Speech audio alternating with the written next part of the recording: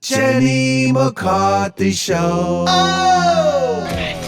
Welcome back to the Jenny McCarthy Show. I'm Jenny McCarthy Wahlberg. You missed commercial, everybody.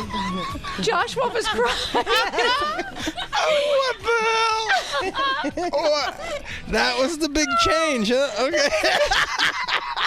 I wanted to prove I had a spring robe. Yeah. You proved it. You proved it all right. So glad we did that. As you guys know, I was dripping in sweat with my furry robe, and Josh came in during commercial break and was crying, laughing at my robe. And I said, listen, this is just my winter robe. I didn't have time to change. And he's like, what do you mean? They started making fun of me that there's seasons for robes. Sent the Raven. Yeah, she said. She did. Surely Khaleesi went to. She had somebody go get her spring robe. So I ran during commercial break to change and came down, and now they're laughing even harder at my spring robe. It's silk. It's really beautiful. I just, by the way, love the idea that you have robes for different seasons. Oh yeah, work it. By the way, when you were gone, Josh asked why he doesn't get to see us. We said only when we're skinny enough. That's right. And we're wearing the proper robe. Did you guys bend over so he can see that you exist and you're not just talking vaginas? Okay. I was like, lucky to see us. By the way, Josh is promoting. He's headlining in Gotham Comedy Club. If you guys are in New York, you got to go tonight and tomorrow. He's fucking hilarious, as you can tell. ComedianJoshWolf.com for more tour dates. How's it going, buddy? It's going really well. It's been a while, huh? I know. It has been a while. Yeah, you know, we moved out of the neighborhood with the dude who sold... Remember the dude who sold meth? Yes. Who lived right behind you? Right behind me with the killer. He was insane. You know, he used to plant cactus at 2 or 3 in the morning with one of those mining helmets on. Yes. When you walked up to his property, he'd be planting cactus with a mining helmet on. And when you went past his property, he would turn the mining helmet off and freeze like you couldn't see him. And then when you went past his property, he would turn the helmet back on and plant more. He was insane. You're not invisible. And were you there when he had that little, you know those tiny mini bikes, those tiny little ones? Yes. Were you there when he got one of those? No, thank God. Oh, and you would hear it at 4 in the morning. And just around the neighborhood. Shut the fuck up. Yeah. So wait a minute, he's still in the neighborhood and you escaped it. Yeah, it was time for me to go. You didn't hear about the Russian gangsters who moved in next door. And Jenny, the guys who moved in next door to me, this dude, like there'd be weird furniture on his front yard every couple of weeks. But for 3 weeks in a row, there was a gurney on the front yard, and I was like, yo, man, but a different one every week, and I'm like, why do you have so many gurneys in your house? Only Sherman Oaks. Only Sherman Oaks. Yeah, people. why do you have a used gurney? And he was like, you want? I'm like, definitely not. I definitely don't want. You want? No. Why do we have so many Russians moving into Sherman Oaks? I don't know the answer to that, but I know there's a lot of gurneys there. So if you want to... Well, how, is the neighborhood for shit now, or is it still... Because my house is still there. No, the neighborhood, actually, and they're building bigger houses around there. So people are getting pushed. Did you sell that house? No, I'm still renting it out. Oh, yeah, so yeah. Scott Wolf. No, Scott Wolf moved. Scott left. He Are did. you guys related? Yeah, he moved. They stopped living there like 3 years ago. I told him, though, I go, hey, listen, Jenny was there for a while. Just look in nooks and crevices. There's some stuff in that house.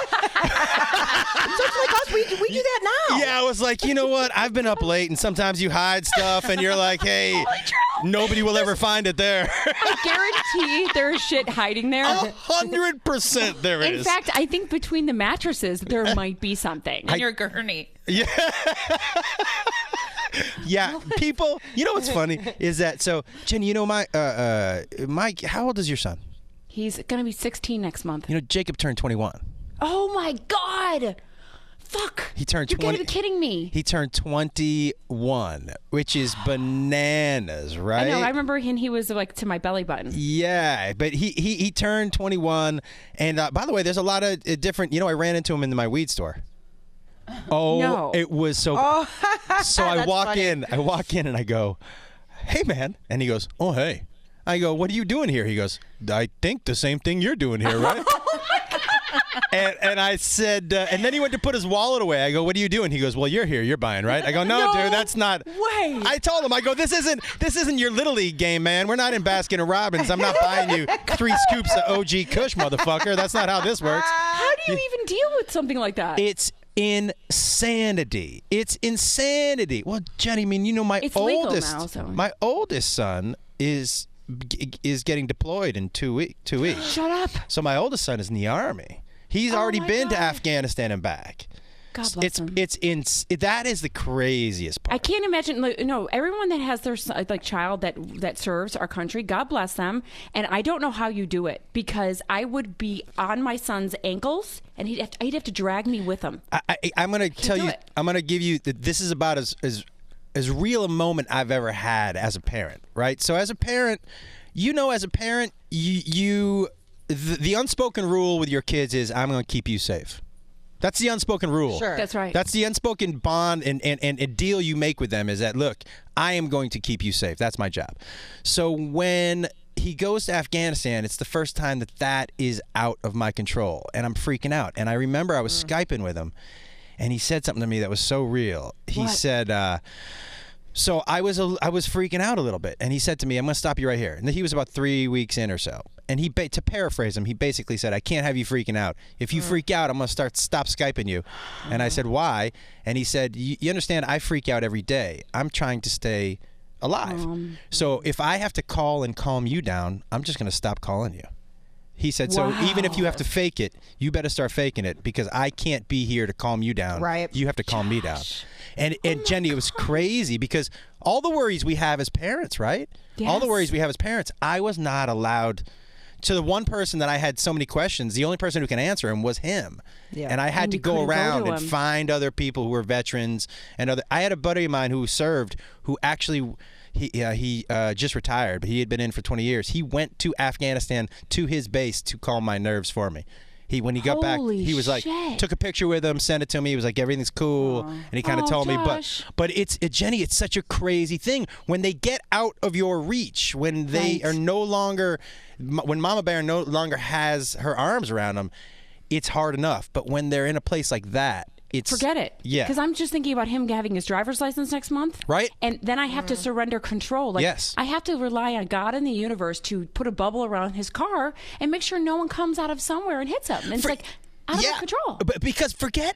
Look, I mean, you and I, if we could probably count on hands and toes, and those aren't enough to No. count how many times of cars we shouldn't have got into. Oh my God. Right?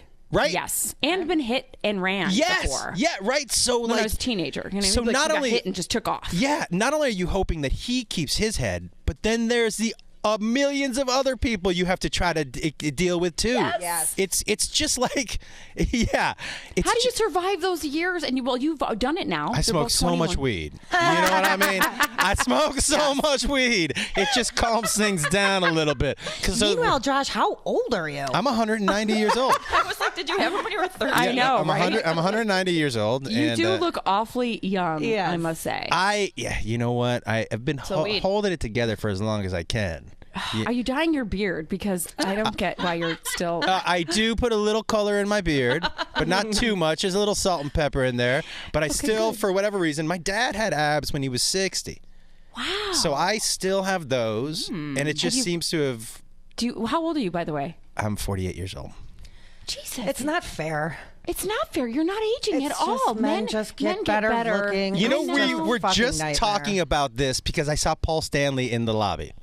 And I almost freaked out. I'm not going to lie to you. I Right, fangirled a little bit. I'm like, oh, God, Paul Stanley, oh, God, Paul Stanley. Right? So, but then we were talking about plastic surgery and how guys who get plastic surgery look.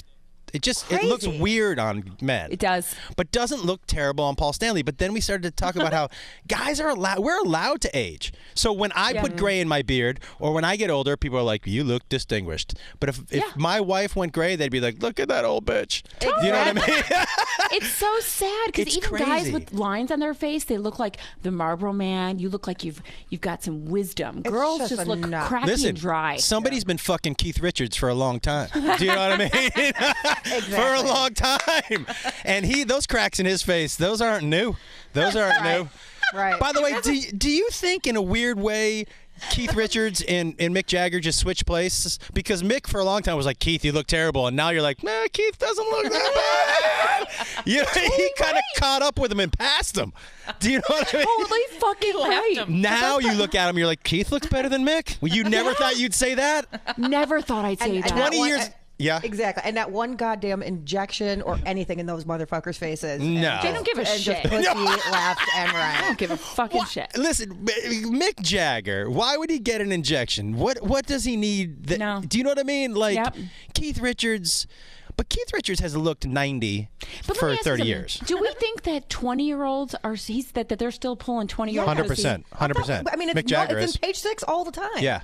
Mick Jagger is. Mick Jagger just like impregnated a 24-year-old. When you were 24, what's the oldest guy you would have had sex with? And make it a real person, so you I could was be dating like, someone for 5 years. I was 21 and he was 50. what? That's got to be the limit, right? Around that point. I mean, 5 years What ago. kind of shape was he in?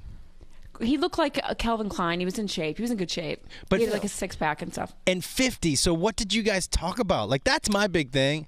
What could you talk about with a 50-year-old? Wheel of Fortune. He represented Vanna White. baseball. 4 o'clock dinner. I hated his. He'd always put on the 50 station in the car and be like, "This like No. white man's dance." It drive me Ba fucking. ba ba ba ba ba ba ba ba. Yes, and he's like, his "Let's go fucking dancing," music? and I'm like, "No, that was his music." Get a prime rib. And Well, listen, if you were wearing a skirt that looked like your robe, you could go to the sock hop tonight. Avocado and crab. Total rockabilly. He was, but it grossed me out too, though, at times, because I was like, ew, but I didn't want to party at that age, because that was during Singled Out. Things were Yeah. going so crazy. I wanted an old man to keep me home. I wanted to go bed at 9 and just stay out of trouble. Were And it you worked. curious at all what his old man nuts looked like compared to a 21-year-old nuts? Well, I just got done with my 20-year-old boyfriend nuts, and so I was surprised when I walked in on him putting Nice and Easy on his pubes. Yeah. Oh, Whoa. good. Whoa. Now I will tell you, I don't have any gray on my pubes, but I found one gray on my arm, And? it was coarse, like I was growing hemp out of my forearm.